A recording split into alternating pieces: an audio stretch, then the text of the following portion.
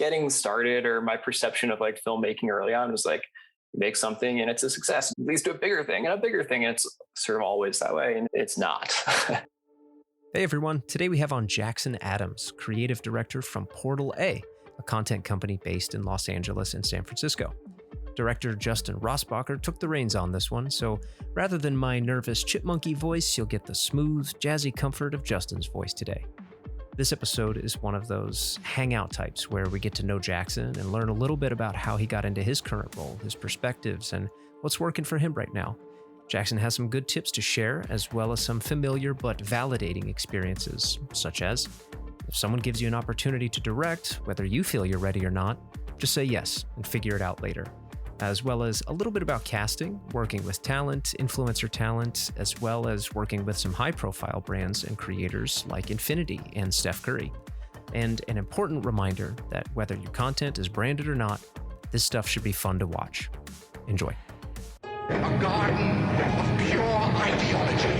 Yeah, just your typical Super Bowl car ad. Or a hilarious beer ad. Break was over 15 minutes ago, Mitch! I think you're the best ever. Look out. Back up. Where are you? You're in the bush. Well, how am I supposed to do? I've never been there. I don't always drink beer, but when I do... Wanna play Bob? I think we're going to be here a while. Well, Jackson, thank you so much for joining us today. And it was great to actually have a reach out. So a lot of the people we've just been researching and inviting into our show, but this time you had someone advocating for you to get you. So do you do these? Do you do these regularly? I can't say that I do. I can't say that I've done too many of these, but I'm happy to be doing my first one here, actually. All right. So. Well, we'll make it a painless experience. So the name of our podcast is Filmmakers. Is that me or you? I think that's me. I got something going on back here. Without fail, every time the meeting starts, here comes the car alarm or the garbage truck. Yeah. Okay. Anyway, as you were saying. Yeah. So the name of our podcast is Filmmakers in Advertising. We started it because we were involved in filmmaking and in advertising. And there's just oftentimes a very clouded veil of information that just didn't seem to be out there in specific contexts, and a lot of variety of information that's out there. And so we were already having these conversations, and we were like, you know what, let's continue these conversations, put it to a podcast and share it for people that could benefit from it. And so that's what we're doing. And cool. So we're glad that you're here. You have kind of a specific niche that we haven't had on our show yet. So we're really happy to have you and excited to get in on it. Cool. Yeah. Super happy to be here. So let's chat. Yeah, let's chat. So on your personal website, you have yourself as a director and writer based in Los Angeles. That's still correct? That's right. Yeah. Still correct. But you grew up in Massachusetts. Tell me about that journey between those two things. Yeah. So I grew up in Western Mass. I guess my journey from Massachusetts to LA started with going to film school. I went to Emerson College, which is in Boston, and spent 4 years there. And one aspect of Emerson is that there's a semester abroad program, except it's not abroad. Obviously, it's a satellite campus that's in LA. Now, Emerson has like a much bigger presence in Los Angeles, but at that time, it was like a single classroom. Like you'd go and you'd stay in these it was like it's called the Oakwoods housing. It was like a pre-furnished apartment complex, basically. And you go to, have class in this one room that everybody would share. And that semester program turned into it was like an internship thing. And so at the end of that, a lot of people just stuck around. And I was one of those people whose internship at that time basically evolved into a job, like a post-college job that basically let me stick around in the city.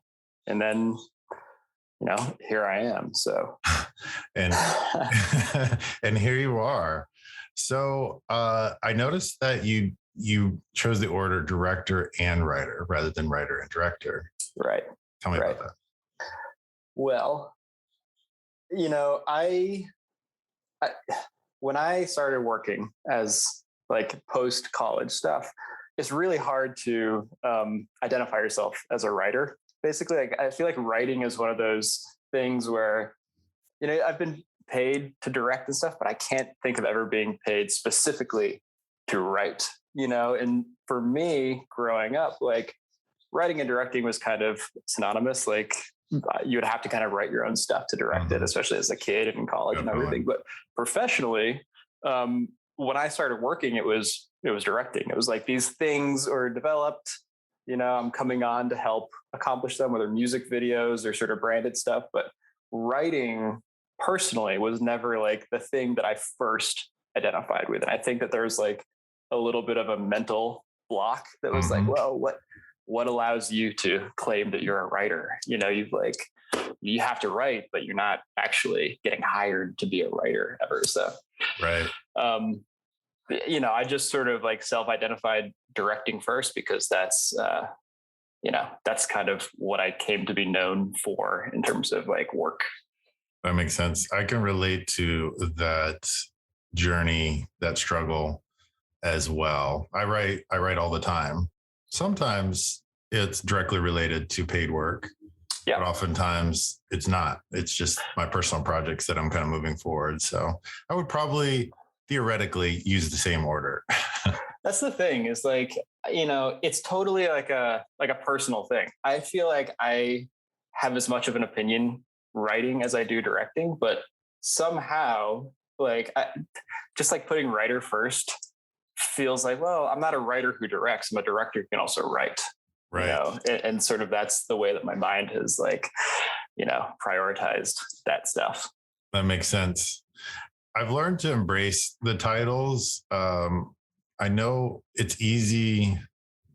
It was easy for me to either have an imposter syndrome kind of style. Oh yeah. Or, oh my God. Yeah. Yeah. And either one of those things. And then there was an interesting little switch that clicked over into my head when I think it was a conversation between Elizabeth Gilbert and Brene Brown. And they were talks. One of them mentioned saying, instead of describing yourself in nouns, describe yourself in verbs. So I direct or I write, and then there's like no imposter. It's either you do it or you're not doing it. And that's the thing. And I feel like, I don't know. At this time in like creative work, I feel like everybody kind of does everything. It's really hard for me to like say, oh, this is what I do. This is my one kind of like avenue. Right. I don't know. It's not so black and white anymore. So it's hard to definitely like commit yourself to one singular definition in that way, for sure. I struggle with that all the time. Yeah, absolutely. And just everything that kind of comes with it, whether a judgment and or to yourself or to others or a pigeonholing. Whereas if there's a verb and you're like, yeah, I write shorts, I write commercials, I write music videos, who knows what it may be. It is either you're doing it or you're not doing it. I'm directing and not directing. I act from time to time. So would I consider myself an actor? Yes, I've learned to call myself all these things because I just know that's the noun version of the verb, but I have to like translate it through verbs first. And then for sure. Then I'm like, I'm good. What's also tough is the question about like, what kind of stuff do you make? What kind of stuff do you like to do? And like, I have preferences, obviously. Like there's stuff that I like gravitate towards. What do you like to make, Jackson? Well, I so wish that I could be like, oh, I make horror movies.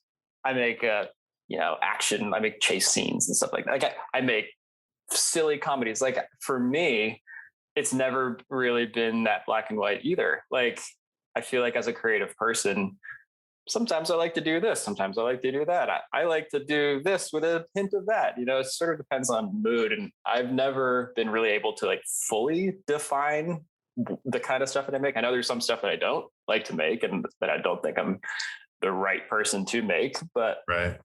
It's so always. Am I hearing that? So this is something that we hear back and forth, and definitely in our industry, this idea of the importance of branding yourself or niching yourself. Yeah. And all of this. Am I hearing that you're giving a little bit of permission that it's okay sometimes to not have that, or? Yeah, Absolutely. I think that like for me, creative work is, it's like your mood, and one day you're feeling like this and one day you're feeling like that. I don't feel like when it comes to making something, my brain is always going straight to this singular like mode and feeling and mood. I mean, obviously there's stuff that I gravitate towards.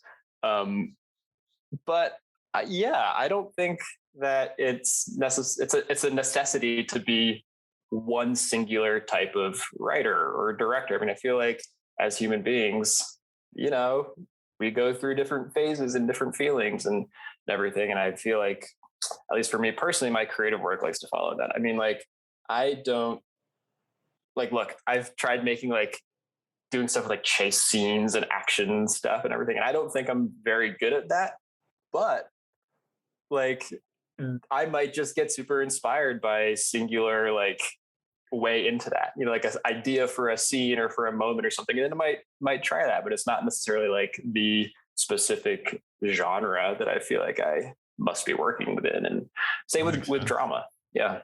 So how do people find you or decide to want to work with you? And how do you decide to work on a project or not? That's a good question.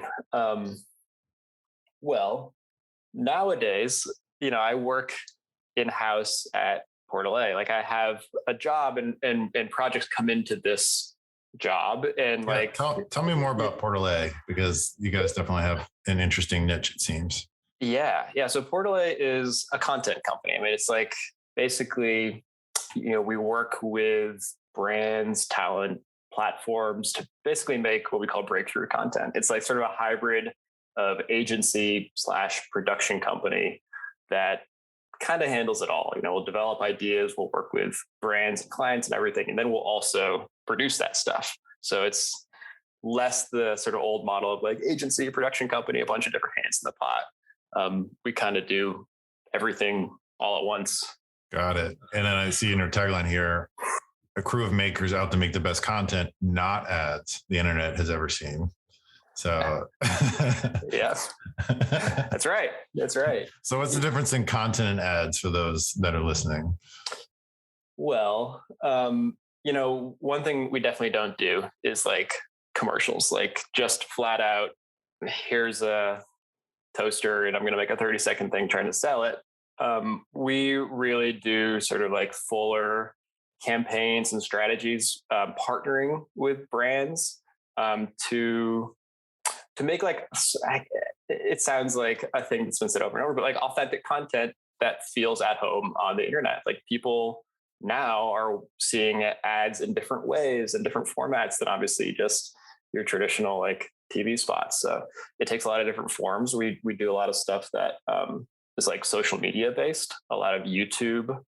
For a while, YouTube based brand integrations and stuff, working with different influencers and creators. And now obviously a lot of stuff that takes place on a bunch of different platforms across social media. So it's like brand based stuff across social media, but it's not specifically like your rinky dink 30-second commercial, that you're going to see on TV or anything like that. Right. And sometimes it doesn't have a brand associated with it. It's just the influencer themselves, or how does that work? Well, Portal A, there's like a originals aspect of the company, which is working on stuff that is not necessarily like brand based. It might be for specific platforms. But when it comes to like working with creators, sometimes those creators, we're developing like original series or podcasts with them. But a lot of times when it's branded stuff, it is content that's living on their channel. And it's sort of like working within, their sort of like voices and channels and sort of like worlds, and working brands into that stuff. And then there is, projects that are based on brand channels themselves, so like Target, for instance, we've been doing a lot of work with, and these videos appear on Target's YouTube channels and Target's socials, and have creators or different types of influencers in this content, but it's not specifically their work or their voices. They're sort of appearing and like supporting it in a way. Yeah. That makes sense. So just to kind of make this might not be an accurate parallel, but let's take an old kind of version of people making TV shows that then sell advertising in the middle of it. You guys, in some ways, on the social platforms are helping create the content in between, maybe even brands being promoted or not, and also the content that helps promote brands as well, sometimes. Right. I mean, the goal is that we're making entertaining content at the end of the day, like brand or no brand, this stuff should be fun to watch. It should be entertaining and it should be splashy in some way, like stuff that we want to be seen and spoken about. And that's sort of what we mean by breakthrough content. But,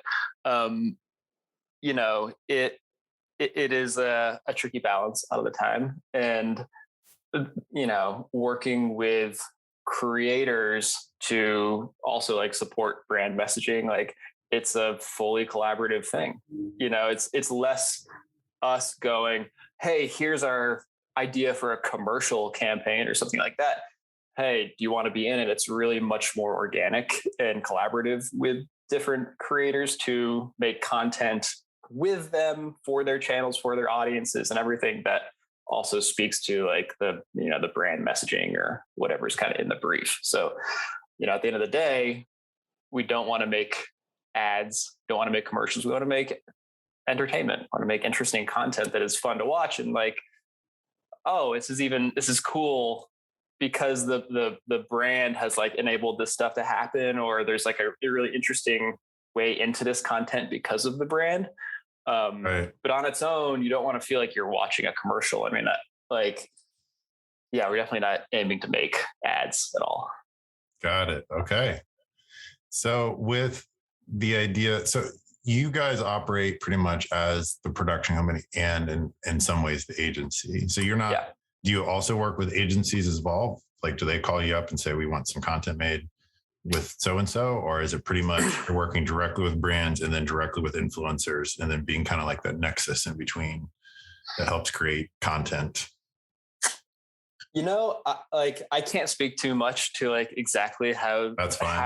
how the process, the business process. Well, tell me about your aspect of the process then. Well, so my aspect of the process, like when, like by the time it gets to me, by the time I get involved, like there has been a brief that has shown up. There's like a partnership that's been developed. We might not have the job yet, the work might not be happening, but we're like pitching on stuff. And oftentimes we're pitching alongside other companies that, I don't know who they are. I don't have that full picture, but I just know that we're trying to get this job. And therefore, like, let's present our take on this sort of brief, this campaign that might be trying to happen. So by the time I get into it, it's like trying to understand what this is, what this brand is, what the sort of goal of it all is. And like, what is our way into making this like really interesting content,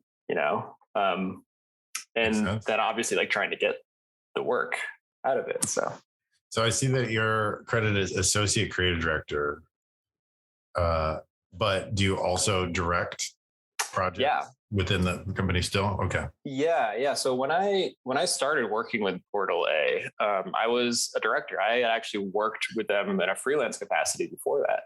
Okay. And I, like a few projects got going and I joined full time, and I was directing.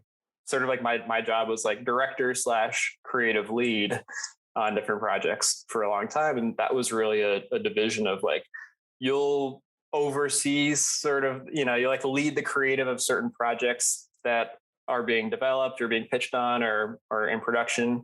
And then sometimes I'll direct too. And it definitely was not a like one-to-one thing. Like my job was not like, director here sitting in the chair waiting for like the project to fall on the desk and like get up and do it. It was much more like, on one hand, you're developing and ideating and all that stuff. And then specific projects might take a little bit more ownership on and go, oh, actually, this is one that I'll direct too. So I like my way into this job started as directing. Okay. And I guess back to your point before about like the director writer thing, like that really I mean, I was a freelance director for 7 years or something like that. Okay. And that was sort of my identity. And so joining Portal A, I was just going to do the same kind of stuff I was doing freelance, but with them in-house. And then the associate creative director role, that sort of like was an evolution of the creative lead role. And that sort of has turned into a little bit more oversight in some ways, and like a little bit more independence with like sort of, you know, developing ideas and everything, but I still direct. I mean, that's always been a really, really important thing to me, is like maintaining my skills and my sort of like the joy of actually directing and being on set. That's so whenever I can, I still love to do that. That makes sense.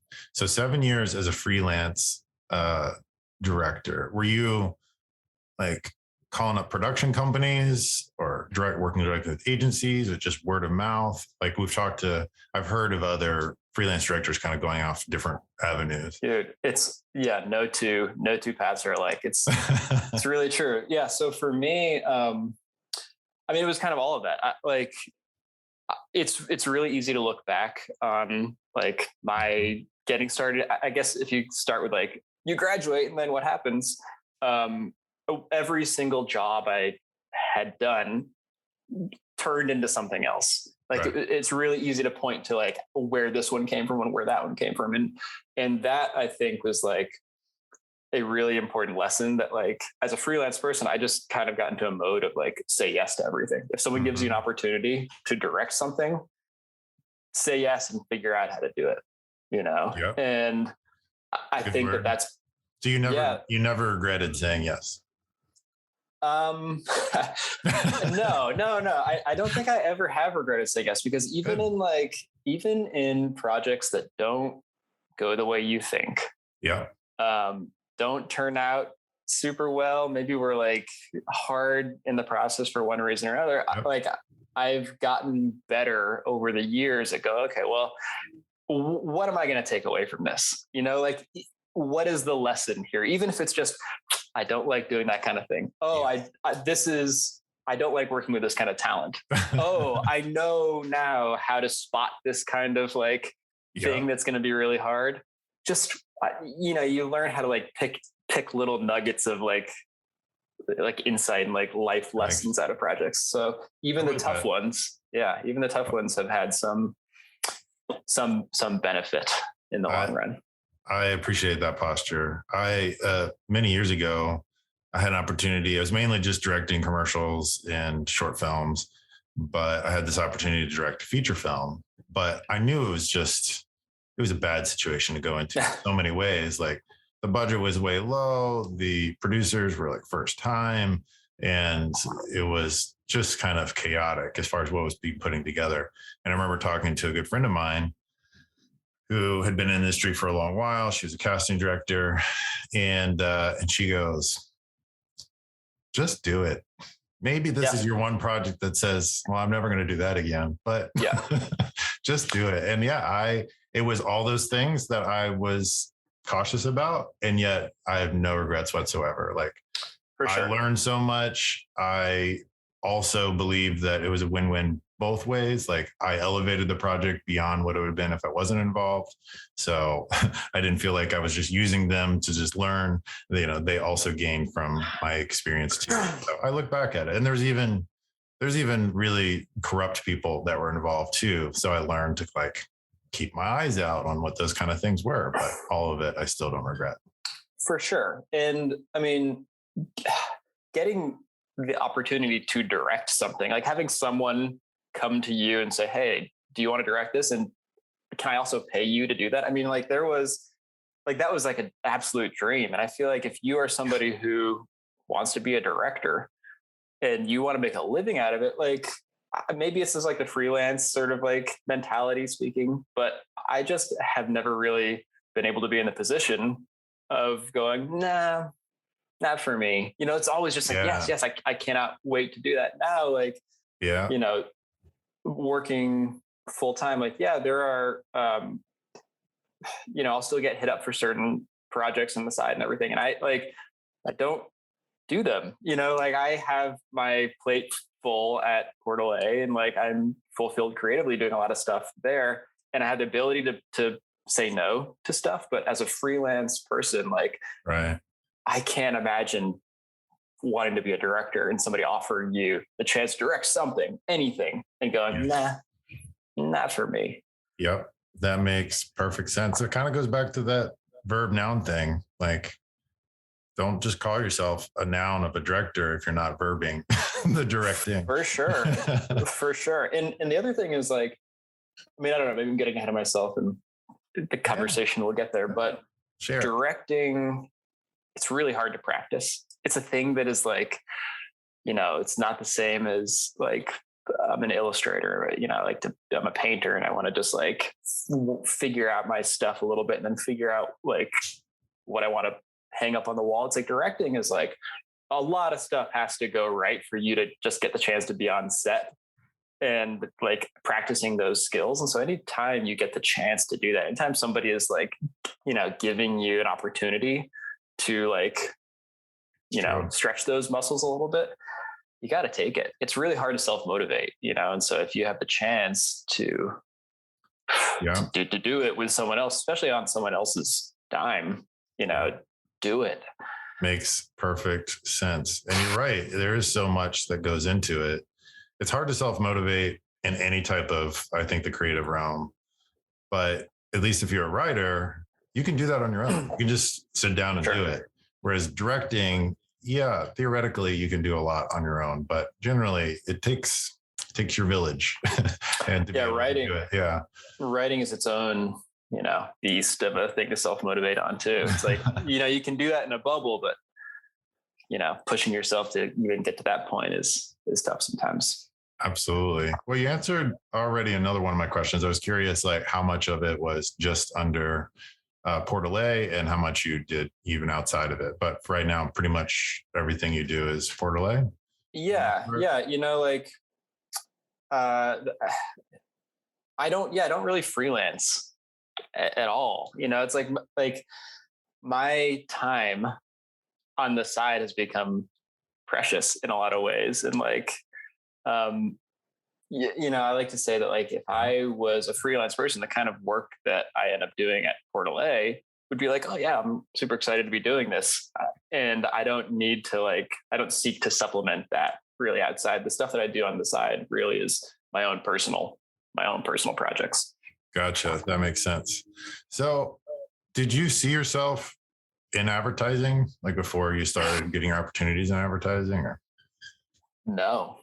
I mean, if you had spoken to me in film school, for instance, I would have said, I want to be making feature films and I'm going to be a feature film director. And that's it. And I sort of like came up with this, like in this realm of like sort of traditional filmmaking and advertising, I really kind of like fell into just by way of making other content that kind of like led to being hired for advertising type work. So it wasn't something I really sought. It just by virtue of like directing stuff with friends, it turned into doing that stuff for brands too.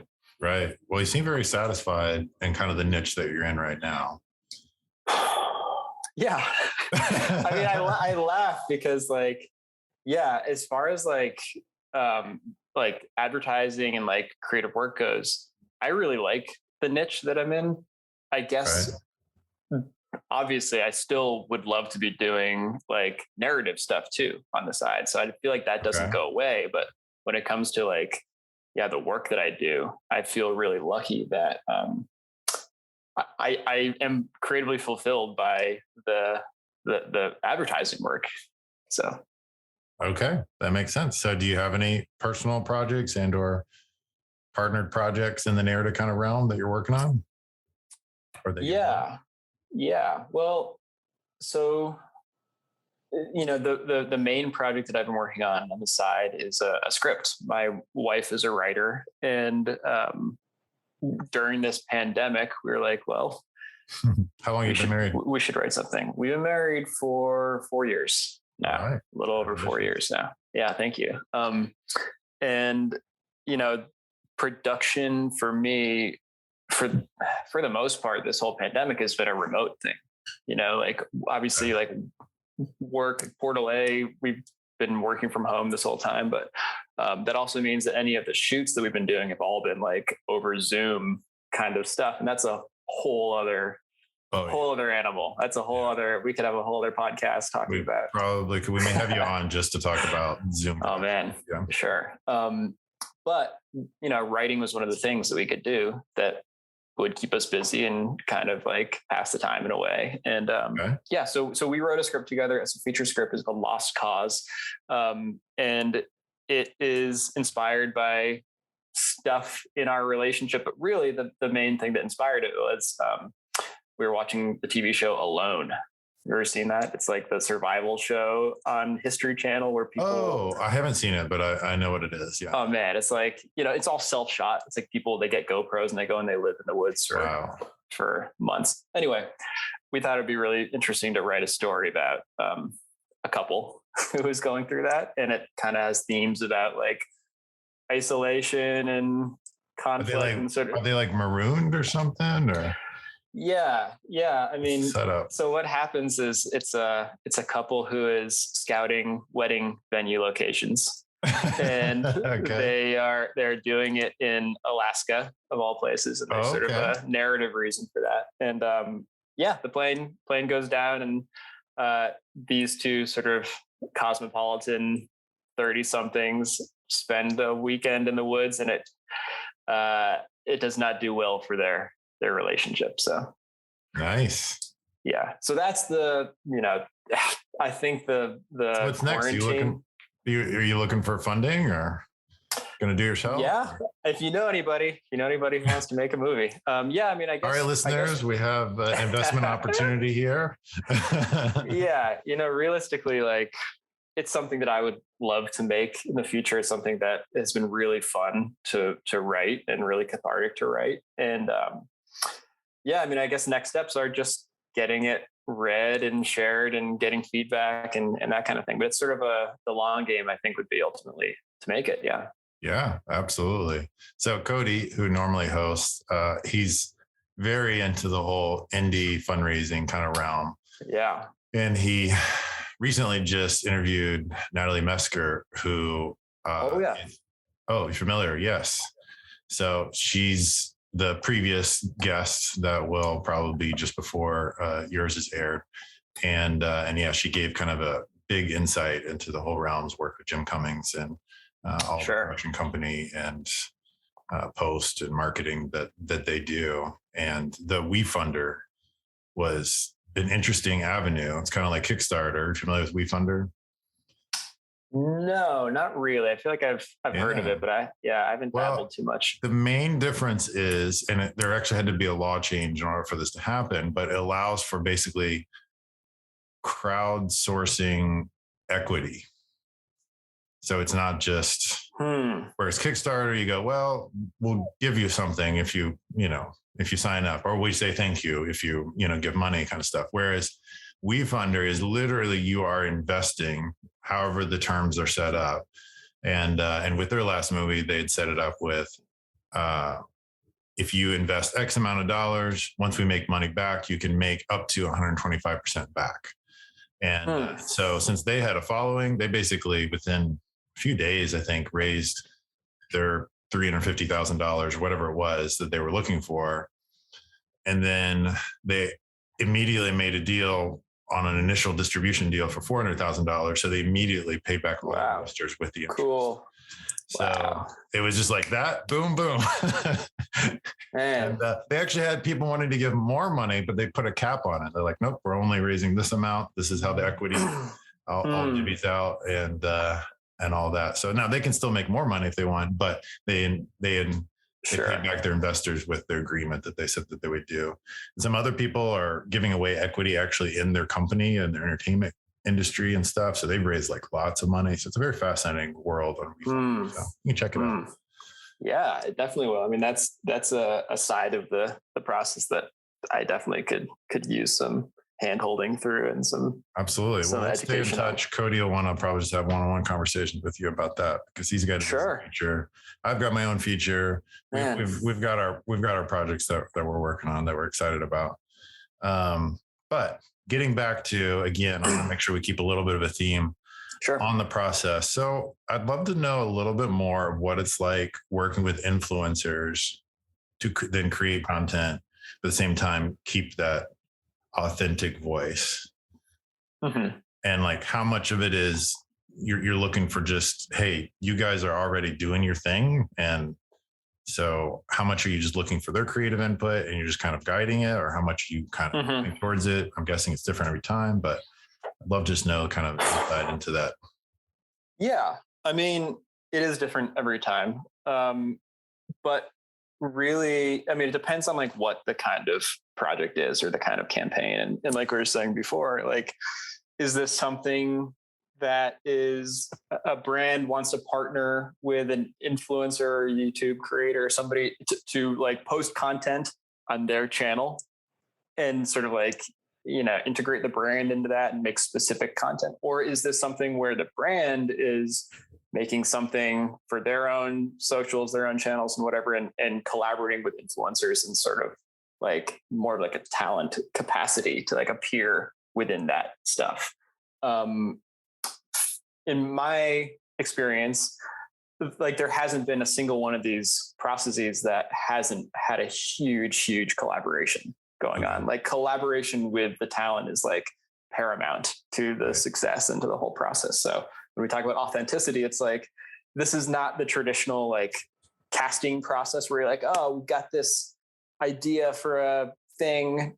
Now, who can we fit in there? I mean, sometimes it starts with an idea and you kind of build off of that and figure out who would be best. But even at that point, it still evolves into a like, let's work this out together in a way. And let's make sure that this, whatever we're making feels like has your fingerprints on it as well and feels authentic to your channel. And that, you as the influencer, your viewers are not going to go, oh, it's an ad, like skip or whatever, feels like, oh, I'm getting the same kind of content that I love out of this person. And I don't mind that there's a brand involved because if anything, that's made it better, up the budget or production value or something. In that way. So, and I mean, I guess to that point, like casting or talent selection, we should call it, not casting, but like talent selection is so important. Like it all really starts with that in a really big way. Okay. Yes. So in feature filmmaking, I hear famous directors say all the time, like 90% of directing is casting. Yeah. You're saying it's very important within this business too. It's really important because like, yeah, like first of all, the talent knows their audiences the best. Like they do this day in and day out and they know what works, they know what doesn't, but they also like, you'll have an idea, sort of, you have like a general scope of like, oh, what if we did something like this, or wouldn't like just an idea for like a video or campaign. And when you figure out who might be good for this, then all of a sudden these ideas take on different forms, and you go, oh, well, if it's this person, oh my God, what if it was like this, like the kind of stuff they do, cool. Right. And you end up sort of like evolving the ideas based on the talent. And then the other thing is that, you'll get a brief and sometimes the brief will, they'll have like goals for the type of people they want to be reaching or the type of like, this type of like themes, sort of like the sort of like just sort of nuances that they want to make sure that the campaign accomplishes. And the right talent will just do that inherently. Like sometimes we'll go, oh, well, we want this to, like this demographic or like this sort of, I'm trying to think of an example, like this like angle into the project is really important for us. And it's just a matter of who you cast that's going to bring that, sense. And so, working with talent is not just it doesn't just inspire the creative, but it like really evolves it in a really big way. That makes perfect sense. So, I mean, looking at your portfolio here, worked with a lot of different brands: Vogue, Infiniti, Brita, Google, Target, YouTube, Google, HBO, Lenovo, ABC. Yeah. So, are there particular standouts, like a partnership between an influencer and or talent and a brand that kind of just sticks out to you, and as far as like how it went down? Oh my God. I'm not asking you to pick a favorite. I'm just kind of asking like a highlight.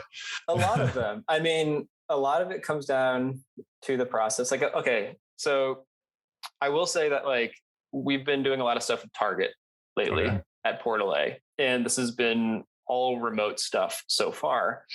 And it's been really fun to make stuff for like a brand channel specifically, where, you know, like a lot of times we'd be working with talent where like, you know, this is an influencer, we're going to make stuff for their YouTube channels or their socials, but working with a brand to sort of develop content for their own space and letting like working with creators then to sort of evolve that content. That's been really fun. So I've enjoyed doing the series stuff, the sort of like figuring out what targets, you know, like what a series looks like for Target has been really fun. I would say personally, a real standout project has been the stuff we did with Infiniti with Stephan Curry. Was really fun. Yeah. All right. We've done a lot of work, notes, guys. Link in the show. Well, we've done a lot of work with Stephan and his company Unanimous and everything through Portal A, and it's really fun to work with him and just somebody on that level, and finding also ways to like play off of his strengths as a performer, you know, not a basketball player, but like as an on-camera personality, and figuring out that has been a lot of fun. So a favorite of mine was what's it called? It was where we made a fake concept car for Stephan Curry. Nice. And we, you know, this was part of a campaign where it was supposed to show, I think, like 3 different aspects of Stephan's personality. And like traits, like things that he felt strongly about. And one of them was comedy. One of them was like humor. And so we developed this idea to to prank one of his friends. And a guy who I guess he's known for a long time, a really nice guy, but like somebody from Stephan's inner circle, and present this idea to this friend of his that, hey, Stephan has this, he has this sponsorship with Infiniti, which is true. Stephan was like working with Infiniti a lot. And part of that allowed him to design a concept car on his own. And Stephan got to it within this, this idea. Stephan was responsible for the design of a brand new Infiniti concept car, and he wanted to reveal it to his friend for the first time. The cameras are rolling, and so he needs his friend to like give a really big reaction on camera. So basically, we had this fake car built, and we, you know, along with Stephan, tricked his friend into showing up to appear in this Infiniti commercial to give his reaction on camera to this concept car that was being revealed for the first time. And obviously, I mean, you can see from the thumbnail, it's like the most ridiculous looking car ever. But this was like a project that really synthesized like 2 things that I feel very, very passionately about, which is like video making and stuff, but also like pranks and humor and stuff. And it was just amazing. so much fun to do. So. And that was the ugliest concept car. Was that one? Yeah. On my website, at least, it's called Ugliest Concept Car. And, that's amazing. It was so funny. So that, I think that's a partnership that definitely stands out to me. That is amazing. Well, another thing that we're generally curious about for everybody is just in general in this industry, what are common misconceptions that you think people have about it, or that you had about like advertising or content creation or the world in between, whether it's the process of making it or whether it's behind the scenes, working with people? Yeah. That's a good question.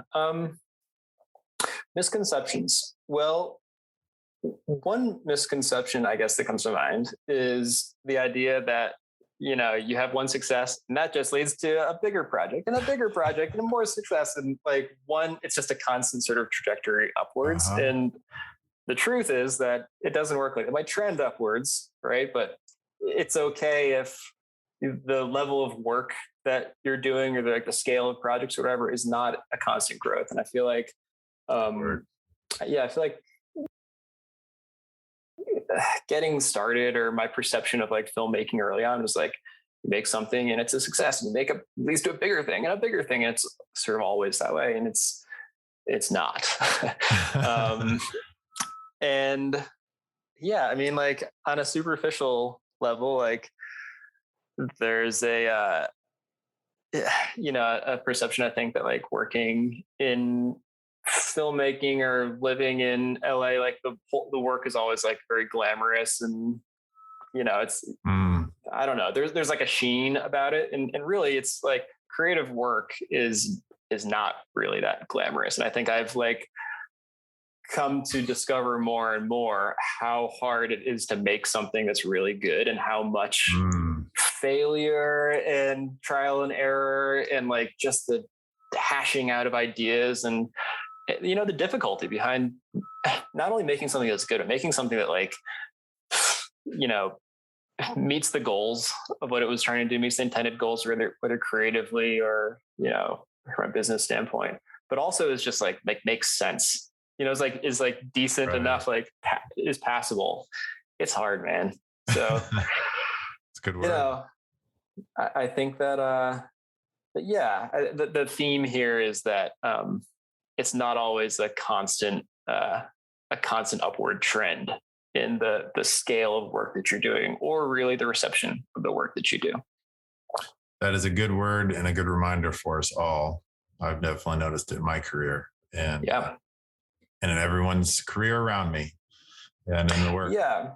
Yeah. And I mean, there was something, it was like an Instagram post or something. I saw people like posting this thing for a while. It was like an iceberg. It was like the work that people see at the very top, the work that nobody else sees, all underneath the surface. And that really is it. It's like by the time that you release any given project or whatever, just the amount of like stuff, months and months, maybe years or whatever, work behind that, and then you just see people post this thing and it looks like they made it in the day, There's so much labor that goes into any one of these projects that, is not on the surface. Makes sense. I'm curious, have you ever struggled with being a perfectionist, and has your years through this type of collaboration helped kind of keep that at bay? Yeah, definitely. I think I'm definitely a perfectionist. I can't there are projects that I've done that I feel like, I'm, in hindsight, I think that's pretty good, but it's always like in my mind, like it's good considering. It's like nothing is ever exactly what you thought or what you hope. So I'm always weighing whatever I've made or whatever the outcome is against, like, I guess, like an intended outcome in my mind's eye. And it took me a little bit of time to see that like nobody else sees that, only you are seeing the version that you set out to make. Everything else, it's like, taking it at face value. And I mean, perfection, that pursuit of perfection, I think is something that, the more that you collaborate with people and the bigger projects get, the more the currents pull it in different directions and it involves in different ways. And so I've come to like really embrace that in a lot of ways, and let go of some of like the personal goals or opinions that I might have in favor of like other perspectives and other ideas from people that are collaborating on the project as well. So I think that there's a lot of strength that comes from collaboration, and I don't think that any given idea that I have is necessarily the right one, and I've learned that a lot of the best ideas certainly have not been my own, Gotcha. So. Did you adopt this fairly easily, or was there a period of time in your past where you felt like you had to be the most creative person in the room, and your ideas had to be the ideas that went with it? Otherwise, you didn't have an identity. I don't know. I'm being very specific with these types of things. I've never struggled with this. Well, no, I mean, it really depends on the project. I mean, like, look, when I was a freelance director, my mode of working was a lot different than it is like working with Portal A, like having a job. And at Portal A, like my day-to-day job involves a lot of collaboration, a lot of brainstorming with other people. Whereas, if I was like a freelance person, I was just like pitching on a job. It's up to me to just brainstorm these things, and I'm grading them against my own opinions of them. But by the time that like, an idea gets to the stage of like, we're going to present this or put it in the deck or whatever, we're going to make this with Portal A, that has like gone through a lot of thought and like a lot of like holes being punched in it, and so just that the creative process there has changed. However, I also did a lot of music videos when I was a freelance person, and a lot of those started with like working with friends, and friends were musicians and artists and stuff. Sure. And those are also always really creative processes as well. So I have always like appreciated like taking an idea that somebody else has maybe and evolving it, or having an idea and then having somebody else kind of like yes and it in a way. So it really depends on I guess the project, but also like the phase of life that I've been in, because nowadays my work doesn't happen in a silo at all. Right. It's really a big effort. That's wonderful. So do you have a personal motto, mantra, quote, ethos that helps you operate in life or in the industry? Or yeah, that's another great question. One thing that came to mind, I forget where I heard this, but I read this at some point early on, and it was that success is not finite. And I guess like the meaning of that to me, I'm reminded of whenever I am, I don't know, comparing myself against the work that other people do, or seeing some other piece of work that I wish I had made that. That's so good and so cool. I couldn't make something like that. Or being like, I guess envious of like the work that other people had done, and realizing that like the good work that others do, the successes that others have, does not take away from like some pool of success that's available to people. Like that does not mean that there's one less chance for you to do the thing that you want, or some, it's not taking anything from you. So that's not to say that like the goal of any project is like success, but it depends on how you measure that. Right. I guess I just feel like I have taught myself to be a little bit better at not comparing myself to others, and my work to others so much.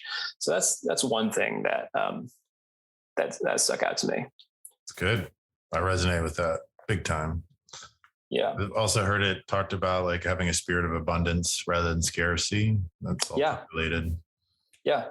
Yeah. That makes a lot of sense. I think this is something that is probably fairly common with creative people, but also just like in social media, everybody sort of weighing themselves and the work that they do against what they're seeing others put out. And, I'd be lying if I said that I wouldn't do that same kind of thing in a lot of different aspects as well. But trying to get a handle on that and not worry so much about what other folks are doing, but also to not view it as competition.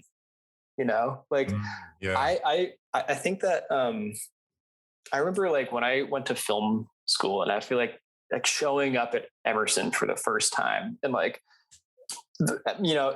Emerson for me, film school for me was like every high school had like the kid who was like the video person, And all of a sudden, all those people are in the same space. And when you go from feeling like you're like the person within your little bubble to all of a sudden you're surrounded by those people, there's like this inherent sense of like competition or something. And I wish that people didn't have that. You know, I think that if you can get away from this idea that like, I need to be better than all of you, but instead like, oh, we can all be allies here and we're all fighting the same kind of creative fight and going through these same like creative challenges ourselves. Let's help each other and be, you know, swimming in the same river, going in the same direction, versus like, you know, you against the world kind of thing. I wish that notion was a little bit more pervasive, I think, in the creative world, and especially with directors. I love that. I love it. You speak to my heart language. So what's the best way for people to approach you or not approach you or find you? To approach me. Well, either email or to follow you on Instagram or look at your work and wave.